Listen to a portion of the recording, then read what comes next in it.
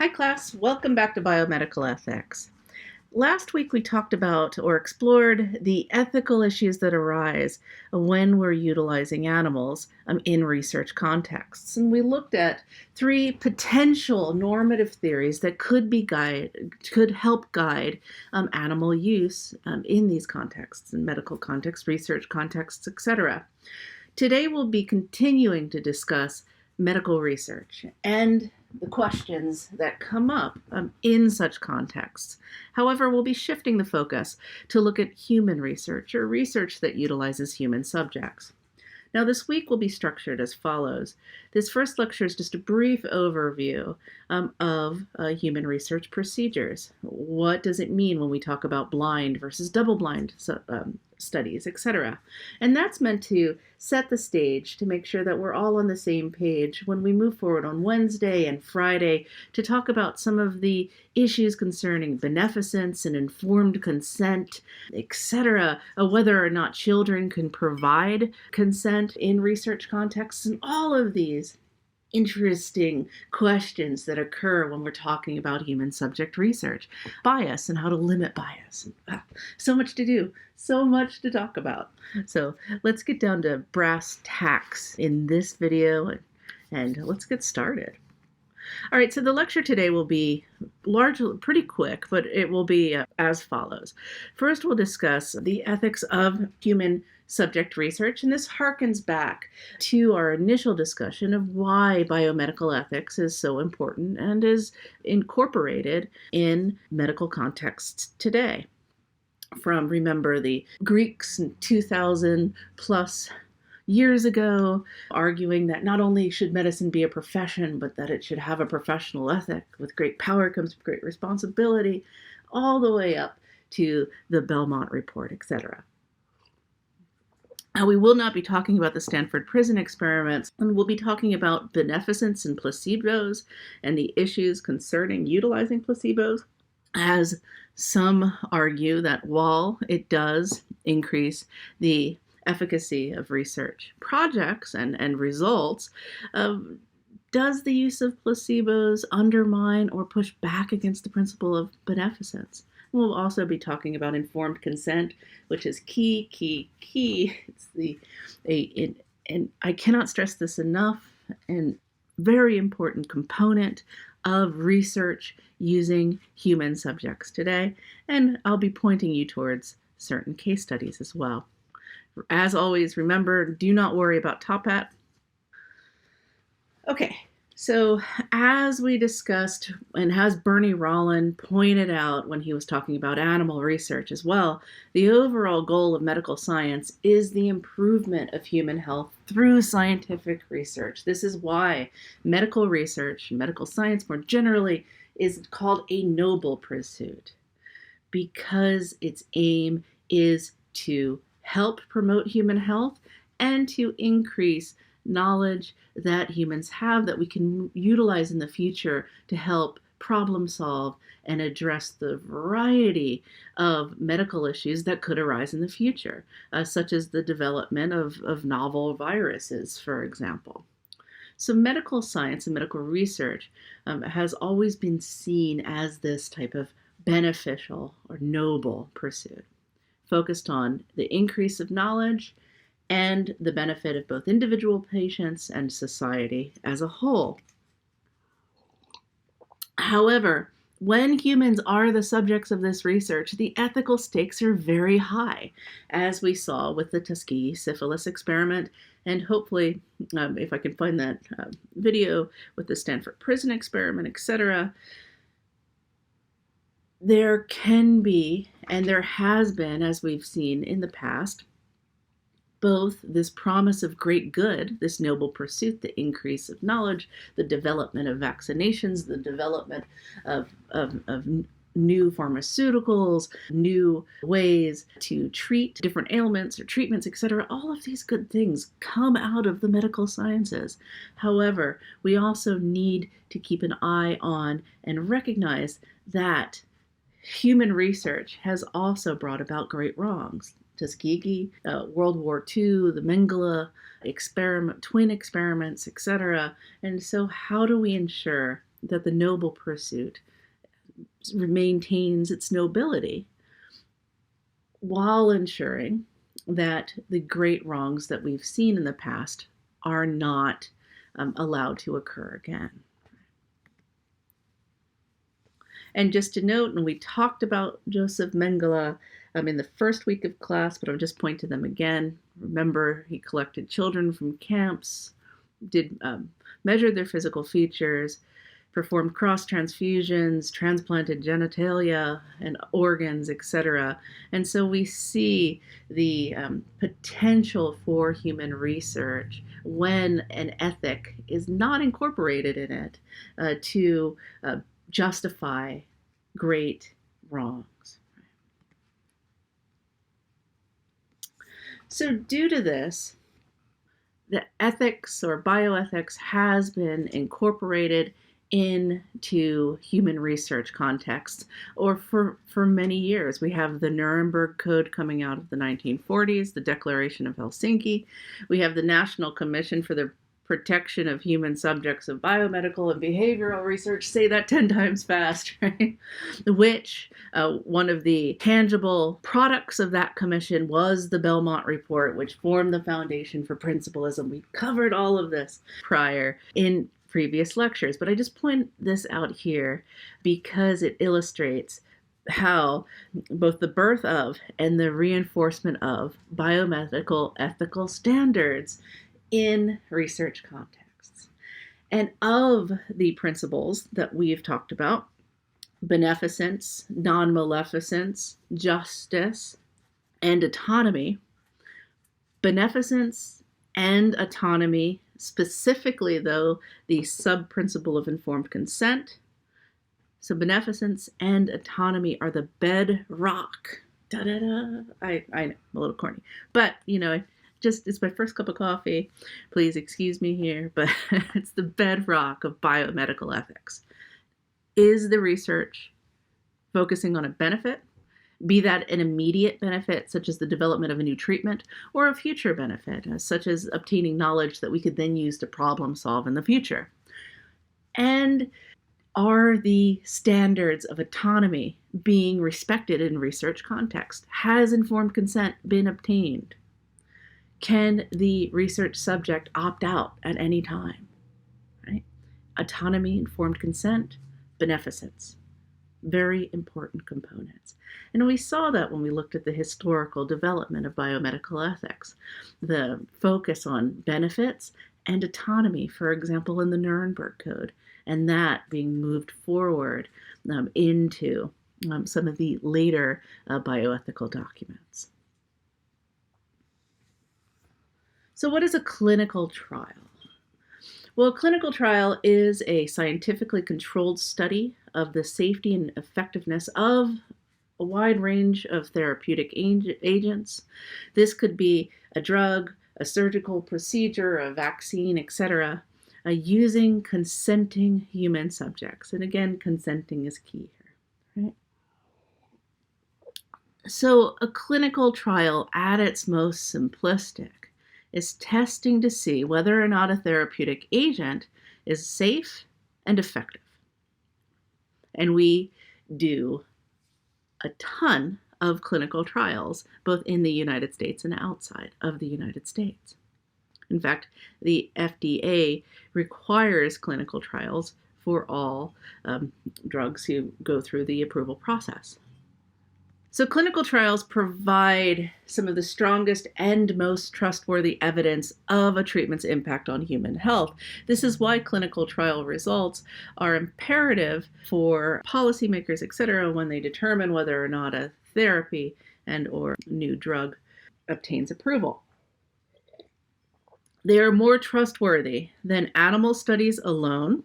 We talked about the different models for example, animal models, and how utilizing human subjects actually provides more trustworthy evidence in the animal component last week. So they're more trustworthy than animal studies, and they're more trustworthy than individual doctor observations, as each of these observations is simply one point of information rather than a controlled study that is designed to limit bias and ensure that we have the best information possible concerning said treatment. So more trustworthy than animal studies and more trustworthy than doctor observations. So they're more trustworthy than animal studies alone, although animal studies are typically used initially and doctor observations. And why is this? Well, clinical trials are designed to maximize objectivity, minimize bias, and to avoid errors. So they're usually set up with two groups. One is the experimental group that gets the treatment, and the other is a control group that does not get the treatment, and they're typically given a placebo, be that, say, typical sugar pill, etc., or it's even gone so far where this group has received fake surgeries, not actual surgeries, but they've been given to think that they underwent surgery. And we'll talk about one of those cases later on in the readings and whether or not utilizing fake surgeries is an ethical thing to do in such trials. So you have the experimental group receiving the treatment, and you have the control group that does not get the treatment, but is often made to think that they did receive said treatment. Clinical trials are blinded, and this ensures that subjects and researchers do not know which groups received the interventions. Right? And this is to help ensure or guard against potential bias of the researchers. So in a single blind study, the subjects are unaware of whether or not they are in the experimental group or in the control group, but the researchers are aware of who is in each group. And in a double-blind study, when researcher bias is a problem that needs to be controlled against, both the subjects and the researchers are unaware. So you have two types of blinding here. You have your single-blinded, where the subjects are unaware, and then you have your double-blind studies, where both the subjects and the researchers do not know which groups are which. And again, this is to help control for potential bias, both in the subjects and concerning the researchers themselves as well.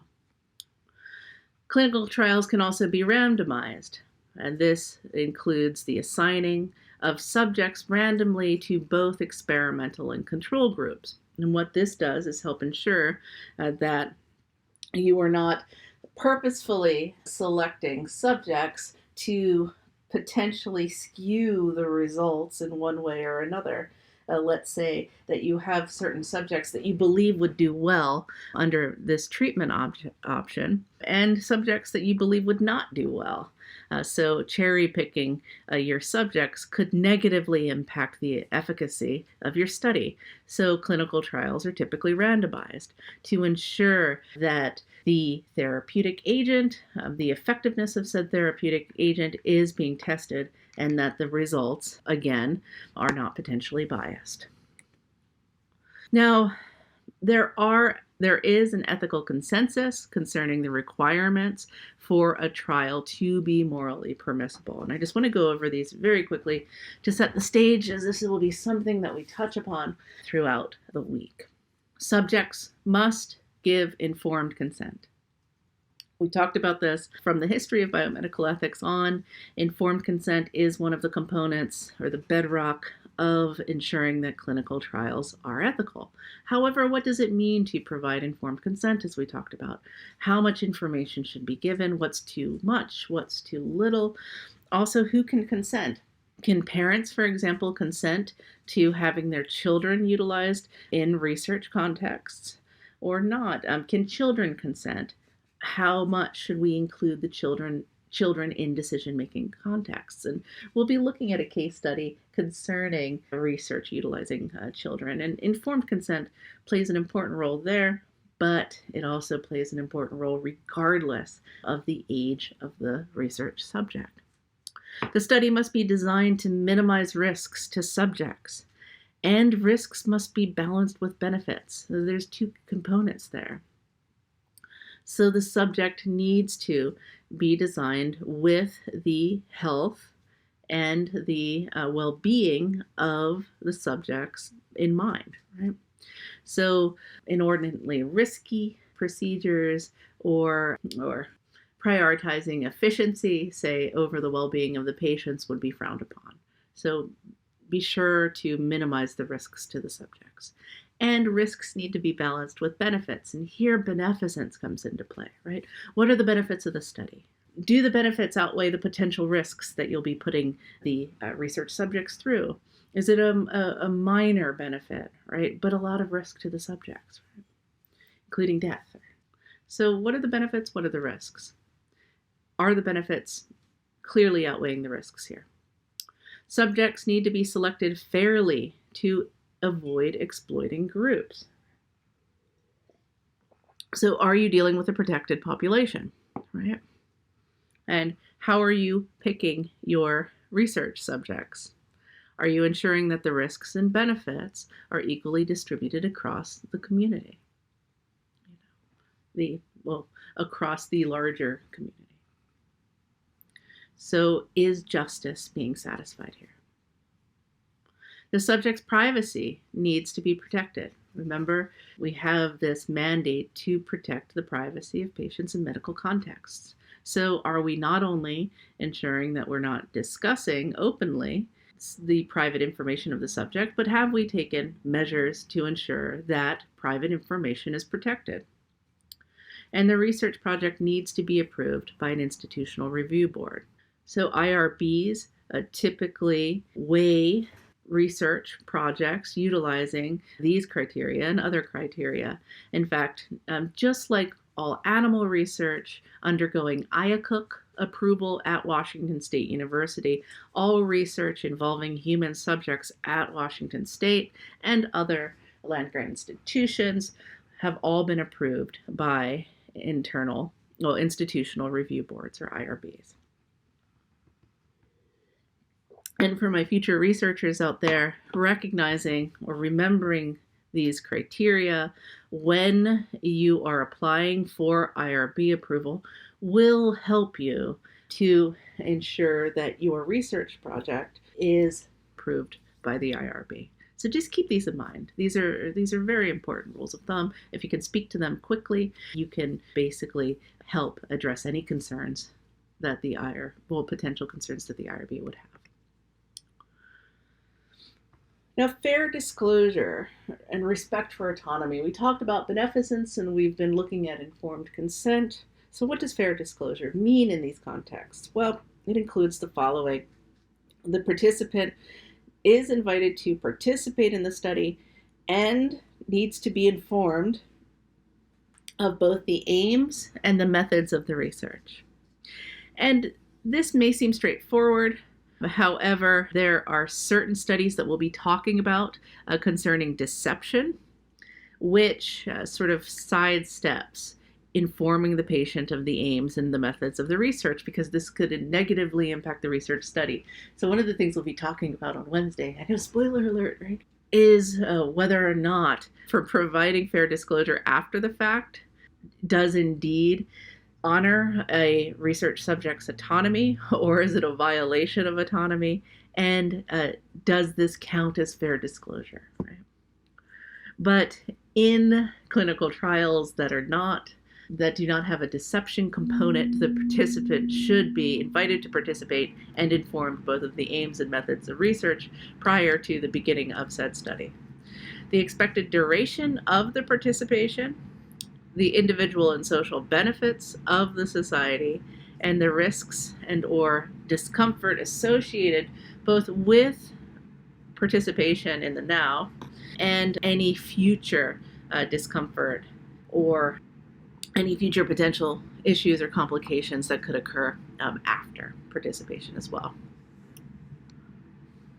So we have some ethical questions that I want to leave you with just to begin the discussions in the discussion forum. So does providing a patient with a placebo violate beneficence and or a physician's duty to their patient?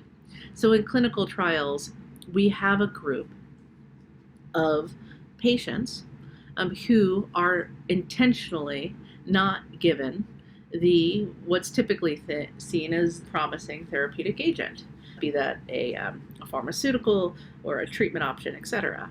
And so that group is not being given the best care. So does that violate beneficence? How do we weigh individual good or focusing on improving the well-being of our patients versus social goods or improving the well-being of future patients? So how does beneficence cash out here? Should we be focusing on individual goods? Should we be focusing on social goods? Is this a violation of professional ethics? Or is it an important duty that medical researchers should perform? There are all of these questions around beneficence and how it should play out in research contexts. Right? So that's one of the questions that I want you to grapple with, potentially both personally and in the discussion forums if you so desire. What about research on vulnerable populations as well? Right? Should research be done if obtaining informed consent from the patient is impossible? So these are two questions. First, research on vulnerable populations. What if utilizing vulnerable populations is necessary for developing an effective therapeutic agent? What if, say, the medical condition largely impacts a single group? In that situation, is it acceptable to utilize vulnerable populations in the study, one, and two, how do we ensure that biomedical and bioethical standards are maintained and in place? Is that seen as a violation of justice? Or is that seen as potential benefit, as a justification of beneficence or the desire to benefit the well-being of a particular population? And we'll be talking about these questions too, especially in Friday when we talk about the outsourcing of clinical trials beyond the United States context as well. And should research be done if obtaining informed consent from a patient is impossible?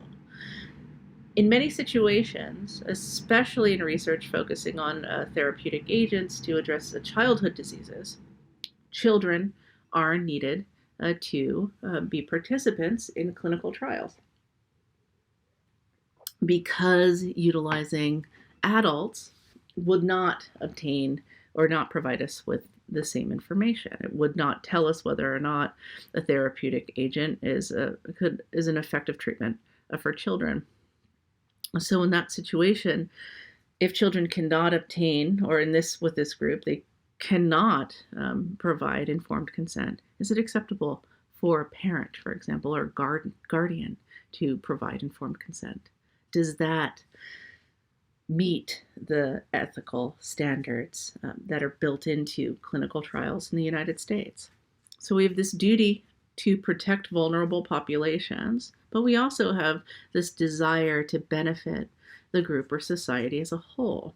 So how do we weigh those when we're talking about clinical trials? All right. So I touched on the ethics of research on children, and the only way to devise treatments for children's diseases is to conduct clinical trials, but is research on children permissible? How should informed consent be handled? Can children give consent? And should there be limits to risks that children bear? So these are a ton of questions that I left you with. And I'm pointing to some of the ethical discussions that we will have on Wednesday and Friday, now that we're all on the same page, just concerning some basic features of clinical trials. I will also be posting a interesting video on research on children to hopefully act as a point of reference if you're interested in discussing the ethical issues that arise in that context with the rest of your cohort and peers. But I want to thank you very much for tuning in. If you have any questions or concerns, please let me know. I am very much looking forward to the discussions in the discussion forums. There's so much to talk about I feel like this is a whirlwind tour of some of the most important and imperative bioethical questions that we're engaging with today.